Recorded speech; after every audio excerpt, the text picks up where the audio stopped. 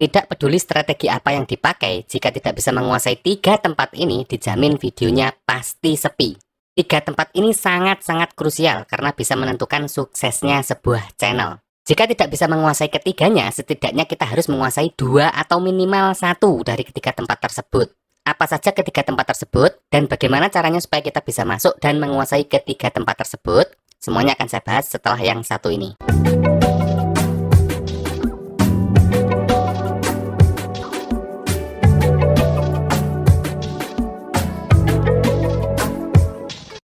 Halo teman-teman semuanya, kembali lagi di channel Solusi Kreator. Channel yang secara khusus membahas ide konten, tips, dan trik seputar YouTube. Di video kali ini saya akan share 3 hal penting, bisa dikatakan sangat krusial jika ingin video kita mendapatkan banyak views di YouTube. Jika kita gagal dalam masuki salah satu dari ketiga tempat ini, maka sudah pasti 100% video kita sepi penonton. Ada 3 tempat penting yang menjadi pintu masuk penonton dalam menemukan video kita. Antara lain, halaman penelusuran, rekomendasi video, dan beranda YouTube. Jadi sebagian besar penonton yang menonton video kita itu datang dari ketiga tempat ini. Jika dibuat persentase, maka akan seperti ini. Dari grafik ini bisa terlihat bahwa views paling besar itu didapat dari beranda YouTube, kemudian rekomendasi video, dan yang terakhir didapat dari penelusuran YouTube. Dan masing-masing tempat ini memerlukan strategi yang berbeda-beda untuk menguasainya. Jika video kita hanya mendapatkan views sedikit, bisa dipastikan video kita jarang nongol di ketiga tempat ini. Sebaliknya, jika views dari video kita itu sangat banyak, bisa dipastikan video-video kita sering nongol di ketiga tempat tersebut.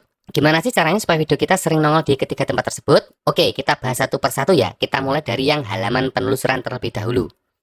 Perlu teman-teman ketahui bahwa tidak semua jenis konten itu bisa dioptimasi pada bagian penelusuran ini. Hanya konten-konten yang bisa disisipkan kata kunci saja. Kata kunci itu apa sih? Jadi kata kunci adalah kata atau kalimat yang sering diketikkan di pencarian YouTube oleh penonton.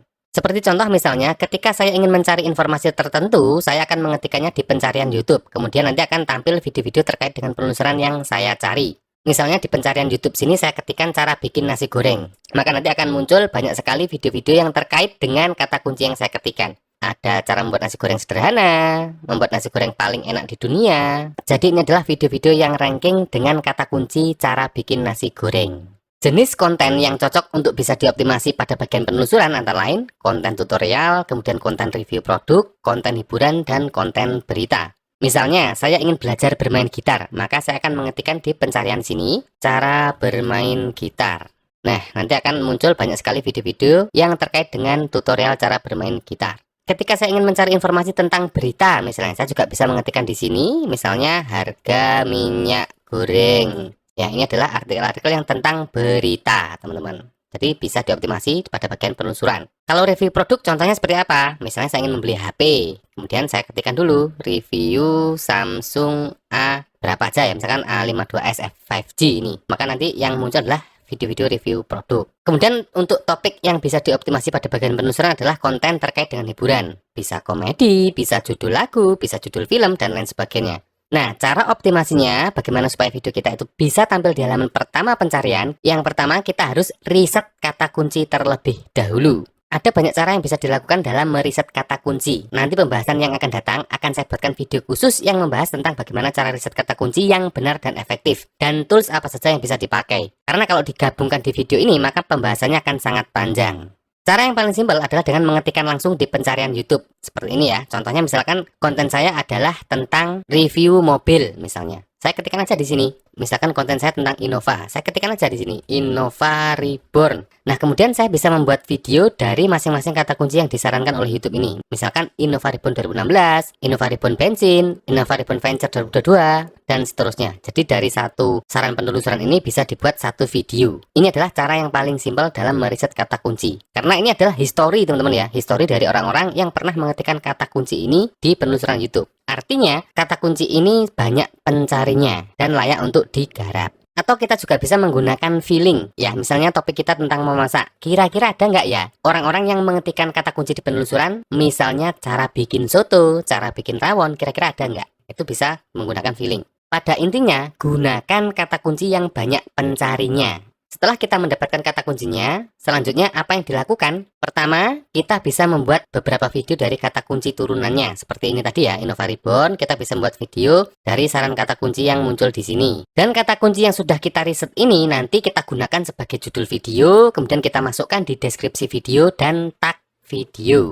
Perlu diingat, riset kata kunci ini tidak menjamin 100% bahwa video kita akan tampil di halaman utama penelusuran. Misalnya video kita adalah tentang Innova Reborn. Ketika kita sudah menyisipkan kata kunci Innova Reborn di judul, di deskripsi, dan tag, itu tidak menjamin bahwa video kita akan tampil di halaman utama penelusuran seperti ini. Karena masih ada faktor atau metrik lain yang menentukan apakah video kita itu bisa tampil di halaman pertama penelusuran atau tidak. Analoginya seperti ini, konten kreator yang lain juga melakukan hal yang sama. Mereka juga menyisipkan kata kunci, mereka juga optimasi judul, deskripsi, dan tag. Maka algoritma YouTube akan membuat sistem ranking, yang mana dari semua video yang mengandung kata kunci, algoritma YouTube akan menempatkan video yang memiliki rasio klik tayang terbaik dan retensi penonton terbaik. Jadi kesimpulannya, ketika ada 100 video yang mentargetkan kata kunci yang sama, maka YouTube akan menggunakan metrik performa video dari 100 video tersebut. Yang dinilai pertama adalah rasio klik tayangnya, yang kedua adalah retensi penontonnya, yang ketiga adalah engagement atau kepuasan penonton.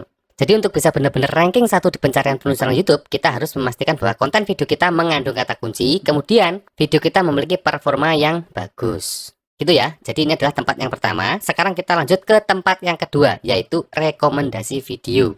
Rekomendasi video ini dibagi menjadi dua. Yang pertama adalah rekomendasi dari channel kita sendiri, dan yang kedua adalah rekomendasi dari channel lain yang terkait. Contohnya adalah video ini ya, kita klik saja. Nah, maka nanti di sebelah kanan ini ada rekomendasi video-video lain. Bisa dari channel yang sama, Ridwan Hanif. Nah, Ridwan Hanif juga bisa dari channel lain, Autonet Max ya. Kalau pengguna HP biasanya rekomendasi ini muncul di bagian bawah video sini. Nah, agar video kita direkomendasikan channel kita sendiri, seperti contoh channel Ridwan Hanif ini ya, videonya dia yang lain direkomendasikan di video yang ini. Caranya kita harus membuat topik yang sejenis. Misalkan topik kita membahas tentang mobil, video-video kita yang lain juga harus membahas tentang mobil. Jadi nggak mungkin misalkan video ini tentang mobil, video yang lain tentang mancing, nggak mungkin direkomendasikan di channel kita sendiri. Dan saya selalu berulang-ulang mengingatkan kepada teman-teman untuk membuat konten dengan topik sejenis. Supaya apa? Supaya mudah dalam optimasi, sehingga video-video kita mudah direkomendasikan. Dan ketika saya menonton video ini sampai selesai, dan saya memberikan like, kemudian saya nge-share, kemudian saya komentar di video ini, kemungkinan besar video-video lain dari channel Ridwan Hanif ini akan disarankan ke saya. Karena saya puas dengan video yang saya tonton. Seperti itu teman-teman, sistem algoritma YouTube bekerja. Kemudian bagaimana caranya supaya video kita direkomendasikan dari channel lain? Seperti misalnya ini ya, videonya Autonet Max ini direkomendasikan dari channel Ridwan Hanif. Itu gimana sih caranya?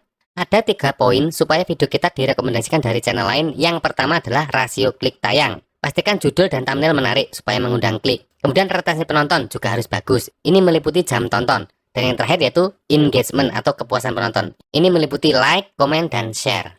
Jadi jika teman-teman ingin videonya direkomendasikan dari channel-channel lain, terutama channel besar, teman-teman harus memastikan bahwa rasio klik tayangnya itu bagus, kemudian retensi penontonnya juga bagus, dan yang terakhir engagementnya atau kepuasan penonton juga harus bagus. Selanjutnya, tempat ketiga yang memberikan andil paling besar dalam mendatangkan views yaitu beranda YouTube. Beranda YouTube ini, jika di YouTube Creator Studio itu disebut dengan fitur jelajah. Ini teman-teman, beranda YouTube. Yang kedua penelusuran, kemudian ada rekomendasi video.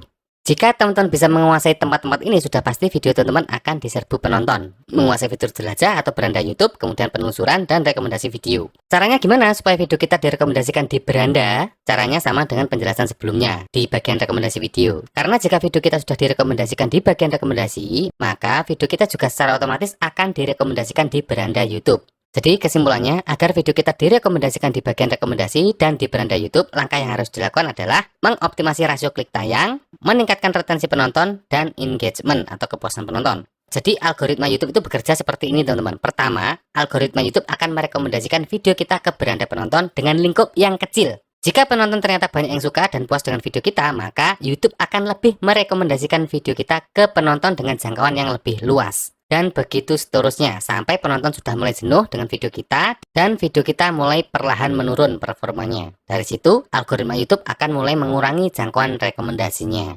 Begitu teman-teman, bisa dipahami ya. Nanti apabila ada yang tidak paham atau ada yang kurang jelas dari penjelasan saya, silahkan ditanyakan di kolom komentar. Oke, saya kira cukup sekian dulu untuk sharing kali ini. Jangan lupa subscribe dan nyalakan loncengnya, agar teman-teman tidak ketinggalan ide-ide terbaru, tips, dan update informasi penting selanjutnya. Terima kasih, semoga videonya bermanfaat, dan sampai jumpa di video selanjutnya.